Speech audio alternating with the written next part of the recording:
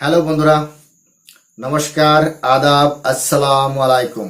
উত্তম reaction YouTube চ্যানেলে আপনাদের সবাইকে স্বাগতম। আমি উত্তম আছি আপনাদের সাথে।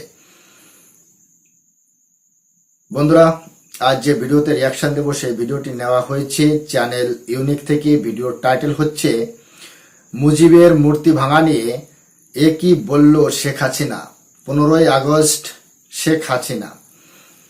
বন্ধুরা, আপনারা কি মনে করছেন বাংলাদেশে যে কাণ্ড হয়েছে, যে দৃশ্য আমরা দেখতে পেয়েছি, সেটা কি আদৌ ঠিক ছিল?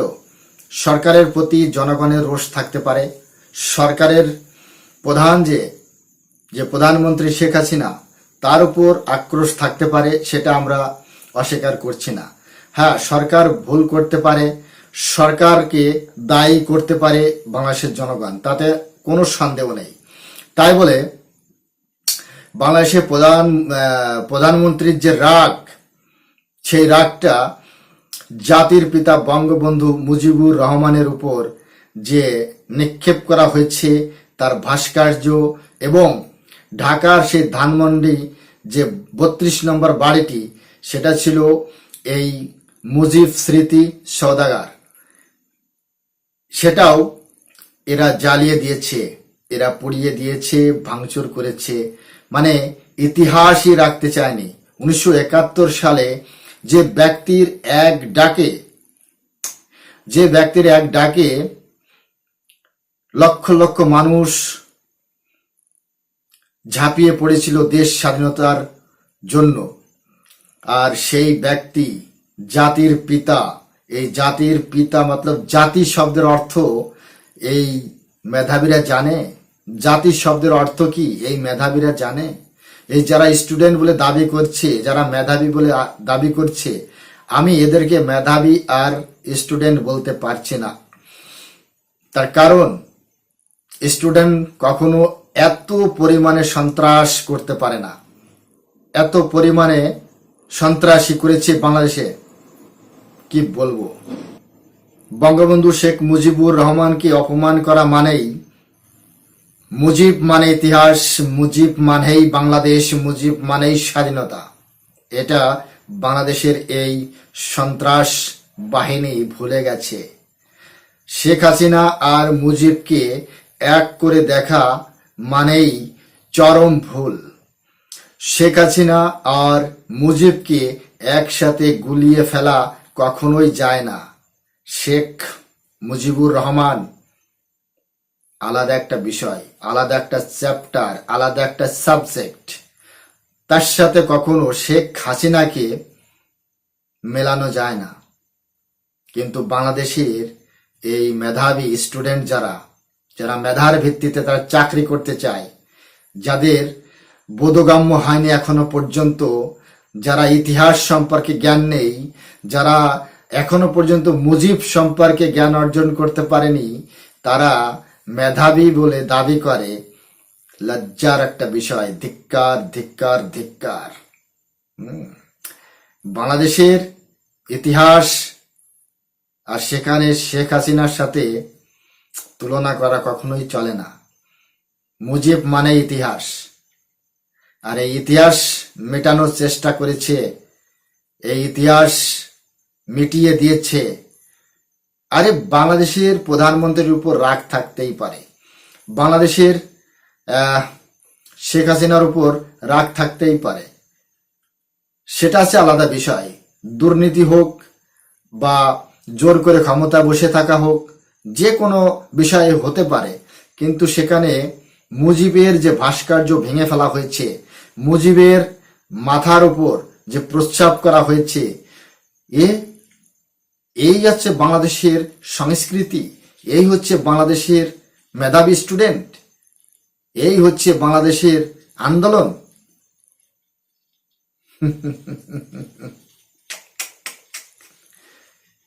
বাংলাদেশের জাতি এখনো মূর্খই রয়ে গেল। বাংলাদেশের জাতি জীবনে কোনোদিন শিক্ষিত হতে পারবে না। মূর্খের দল। তো বন্ধুরা, আপনারা যদি চ্যানেলে নতুন হয়ে থাকেন তাহলে চ্যানেলটি সাবস্ক্রাইব করে আমার পাশে থাকবেন, বেল আইকন অন করে রাখবেন পরবর্তী ভিডিও নোটিফিকেশন পাওয়ার জন্য। অলরেডি যেসব বন্ধুরা চ্যানেলটি সাবস্ক্রাইব করে আমার ইউটিউব পরিবারের সদস্য হয়েছেন তাদের প্রতি রইল অসংখ্য ধন্যবাদ। ভিডিওটি ভালো লাগলে একটা লাইক করবেন, শেয়ার করে আপনার বন্ধুদের দেখার সুযোগ করে দেবেন। কমেন্ট সেকশন লিখে অবশ্যই জানাতে পারেন আপনারা কোন ধরনের ভিডিওতে রিয়াকশন চান, আমি চেষ্টা করবো সেই সব ভিডিও নিয়ে আসার জন্য।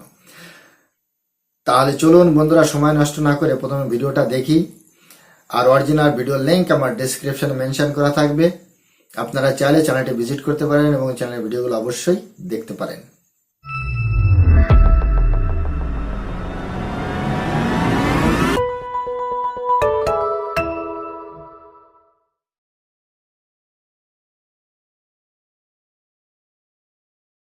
যে হাত দিয়ে জাতির পিতার ওই ছবি নিয়ে তারা ভেঙেছে, সেখানে হাত দেবে এত সাহস কোত্থেকে পেল? তাদের যা উপযুক্ত করা উচিত সেটা করতে হবে।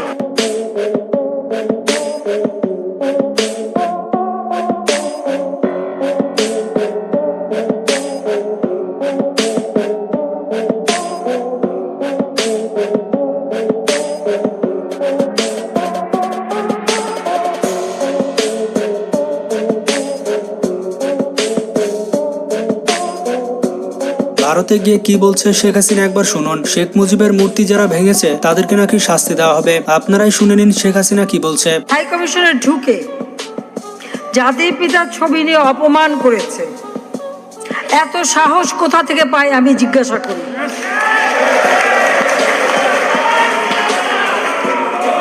আমি জানি না আমাদের হাই কমিশনার এখন কারা বসেছিল এবং তারা সেখানে কিছুই করতে পারলো না কেন, সেটাও বড় প্রশ্ন। আর আমি আমার প্রবাসী যারা বাঙালি, না আমার প্রবাসী বাঙালিদেরও আমি বলবো যে যারা এই ঘটনাগুলি ঘটিয়েছে তারা চলাফেরা করে না, তাদের দেখেন না। যে হাত দিয়ে জাতির পিতার ওই ছবি নিয়ে তারা ভেঙেছে, তাদের যা উপযুক্ত করা উচিত সেটা করতে হবে। কারণ জাতির পিতার নাম মুছে ফেলার চেষ্টা করা হয়েছিল, তো তারিখ যেহেতু দূরের কথা, ওর বাপ তো চেষ্টা করেছিল এই নাম বুঝতে, ওর বাপও চেষ্টা করেছে, মাও চেষ্টা করেছে। তারা কি পেয়েছে নাম বুঝতে? পারে নাই। ইতিহাস কখনো কেউ চাপা দিতে পারে না। আর জাতির পিতা তার 7 মার্চে ভাষণে বলে গেছে যে বাঙালিকে কেউ দাবায় রাখতে পারবে না, পারে নাই দাবায় রাখতে। তা আজকে এত বড় দুঃসাহস হয়ে যায়। হ্যাঁ, আমি প্রধানমন্ত্রী এসে আমারটা যা করুক ওটা আপনি কিছু মনে করে দেয়, কিন্তু যিনি আমাদের জাতির পিতা, যে আইন আছে, সেখানে হাত দেবে এত সাহস কোত্থেকে পেল? তারেক যে ভুলে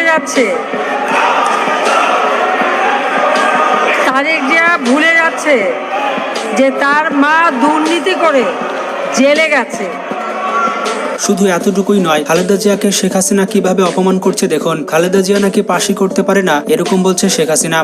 খালেদা যেহেতু ম্যাট্রিক পাস করতে পারে নাই, বাংলার অঙ্ক ছাড়া শুধু বাংলার অঙ্কে, উর্দু আর অঙ্কে পাস করেছিল। উর্দু তো তার পেয়ারে বাথায়, আর এদিকে তো অঙ্ক তো আবার টাকা গোনায় লাগে। আমার মনে হয়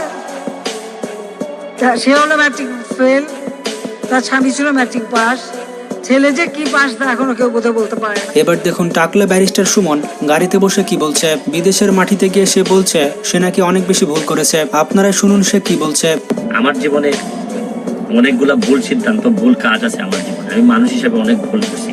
বিদেশে এসেও যে খুব বেশি এইসব চিন্তায় যে শান্তি দেয় তা না, কিছু অশান্তি নিয়ে মনে হয় বাকি জীবন পর্যন্ত, একেবারে কবর পর্যন্ত এরকম অশান্তি নিয়ে যেতে হবে। শুরু করিতেছি মহান আল্লাহর নামে, যিনি পরম করুণাময় এবং অত্যন্ত দয়ালু। গতকালকে বিকেলে নিউ ইয়র্কে এসে পৌঁছাইছি। এখন নিজের ভাগনার গাড়িতে করে আমাকে আমার বোনের বাসা থেকে নিয়ে যাচ্ছে আমার মা যে বাসায় থাকেন এই বাসায়। তো থাকতে থাকতে অনেকগুলো মেসেজ পেয়েছি বাংলাদেশ থেকে। যদিও এটা নিয়ে খুবই আমি চিন্তিত ছিলাম বা কথা বলা দরকার আমি ভাবতেছিলাম। এটা আসলে আমি আপনাদের কাছে আল্লাহর রাস্তায় চাই যে এটা বন্ধ করতে হবে। এটা যদি বন্ধ না করেন মানে অনেক মানুষের অনেক নির্যাতন হয়, অনেক কষ্ট হয়। আমি অন্তত মনে করি আমার মাধবপুর সোনারঘাটের মানুষ যারা আছেন, প্লিজ আমি আপনাদের কাছে চাই যে আমার জীবনে অনেকগুলা ভুল সিদ্ধান্ত, ভুল কাজ আছে আমার জীবনে, আমি মানুষ হিসেবে অনেক ভুল করছি। এই যন্ত্রণা বন্ধ করেন। এটা বন্ধ করলেই আমাদের আসল প্রকৃত অর্থে কিছু মানুষের সুরক্ষা দেয়া হবে। এবার এই ভিডিওতে দেখুন ব্যারিস্টার সুমন ব্রিজের নিচে দাঁড়িয়ে কি বলছে। ডক্টর মোহাম্মদ ইউনূস যখন প্রথমে নোবেল পান, প্রথমে আমরা সবাই কিন্তু আনন্দিত হয়েছি, কিন্তু একটা কারণ এখন পর্যন্ত আমি মিলাইতে পারি নাই, যে ক্ষুদ্র ঋণ সুদের ব্যবসা করে একটা মানুষ কিভাবে নোবেল পায়। এবং আপনি আরেকটা জিনিস বাংলাদেশের বিবেচনায় আপনাদেরকে বলতে চাই, ক্ষুদ্র ঋণের ব্যবসা করে ব্যবসাতে ঋণ নিয়ে কেউ বৃহৎ হয়েছে আমার জানা নাই। অথচ ডক্টর মোহাম্মদ ইউনূসের মতো লোকরা ক্ষুদ্র ঋণের ব্যবসা করে এত বড় হয়ে গেছেন যে হিলারি ক্লিন্টনের মতো লোকের নির্বাচনী প্রচারণায় তারা টাকা পর্যন্ত তারা ব্যয় করতেছেন বাংলাদেশে থেকে। বাংলাদেশের মানুষের টাকা উনি হিলারি ক্লিন্টনের এই নির্বাচনী প্রচারণায় দিচ্ছেন এবং এটার ফলও কিন্তু উনি পাচ্ছেন। দেখেন এখন উনি 175 জন শীর্ষ নেতা নাকি বলছেন যে ইউনূস সাহেবের বিরুদ্ধে যে মামলা, এই মামলা স্থগিত করতে হবে। ইউনূস সাহেব নোবেল পাওয়ার পরেই উনি এই দুই নেতা আওয়ামী লীগ বিএনপিকে বিদায় করে দিয়ে উনি গত টার্মে আপনারা জানেন উনি প্রধানমন্ত্রী হইতে চাইছিলেন। এইবারও উনি ষড়যন্ত্র করে আবারও উনি প্রধানমন্ত্রী হইতে চান। একটা মানুষ যখন বারবার যখন প্রধানমন্ত্রী হইতে চান তখন উনি কিন্তু মনে রাখবেন যে তার মনের মধ্যে কিন্তু কোনো ভালো জিনিস নাই। পদ্মা সেতুতে উনি বিরোধিতা করছেন, শুনেন যাই করুক না কেন উনি বাংলাদেশের বিরোধিতা করতেছেন, এইটা বাংলাদেশের জন্য কোনো ভালো হবে না। ডক্টর মোহাম্মদ ইউনূসের নামে খারাপ বলছে, তাকে এই ব্রিজের নিচে পানিতে চুবিয়ে মারা উচিত। তো বন্ধুরা, আপনারা দেখতে পেলেন শেখ হাসিনা আর ব্যারিস্টার সুমন কতটা চিন্তায় রয়েছে। ভিডিওটি ভালো লাগলে বেশি বেশি বন্ধুদের সাথে শেয়ার করতে পারেন। বন্ধুরা,